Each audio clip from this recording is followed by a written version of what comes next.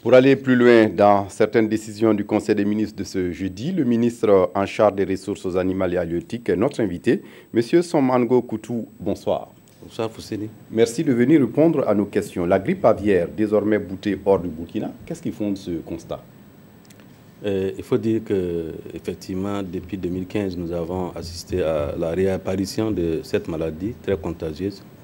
Et nous avons pris des mesures, une série d'activités qui aujourd'hui nous permettent de dire que nous n'avons pas de cas de grippe aviaire au Burkina Faso. Cela ne veut pas dire que, comme on le dit, la maladie est loin, puisque la maladie sévit encore dans les pays voisins, dans certains pays voisins qui l'ont déclaré il n'y a pas longtemps. Ce n'est pas un secret.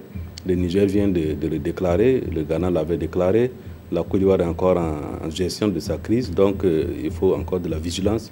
Elle n'est pas aussi loin comme on le dit. Mais sinon, nous avons fait la surveillance active. Nous avons reçu des alertes, beaucoup d'alertes, qui se sont avérées négatives, négatives disons.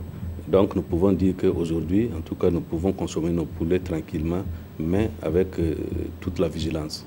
Oui, si la grippe aviaire n'est plus une source d'inquiétude, c'est maintenant l'entrée sur le territoire burkinabé de poulets de qualité impropre à la consommation.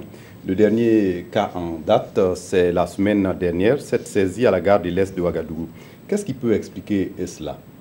Justement, il faut reconnaître qu'effectivement, depuis un certain temps, nous assistons à ce phénomène qui n'est pas aussi nouveau. C'est à l'image de presque tous les produits prohibés qui rentrent à travers nos frontières. Et nous avons effectivement saisi des poulets. Et justement, quand je parle que la grippe aviaire n'est pas loin, c'est parce que c'est des poulets qui viennent d'origine inconnue. Nous ne savons pas d'où ça vient. Ce qui est sûr, ça traverse des pays voisins pour rentrer dans notre pays. Et donc, nous ne savons pas quelle explication donner. C'est peut-être la recherche. Est-ce qu'il y a un système de contrôle aux frontières du Burkina pour empêcher l'entrée de ces poulets avariés? Oui, nous avons le même système de contrôle à travers les services des douanes, à travers les forces de défense et de sécurité, notamment la gendarmerie qui se trouve aux frontières. Donc nous nous appuyons, en tout cas au niveau du ministère des Ressources animales, nous nous appuyons sur ces services-là pour le contrôle. Et bien sûr que nous avons nos éléments qui sont là-bas pour qu'effectivement nous puissions voir si ces produits qui rentrent sont de qualité propre. Et malheureusement, dès qu'on s'approche, ils fuient. Vous avez constaté, nous l'avons dit, on a jamais pu mettre la main sur ces éléments. Ça veut dire que ce qu'ils transportent, effectivement, n'est pas propre à la consommation. Et d'où viennent ces poulets? On ne sait pas. C'est ça le problème.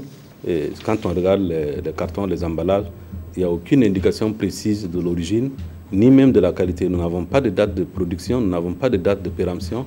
Et même que moi j'ai essayé de fouiller sur les sites que nous avons vus, mais je n'ai perçu rien, ce sont des négociants.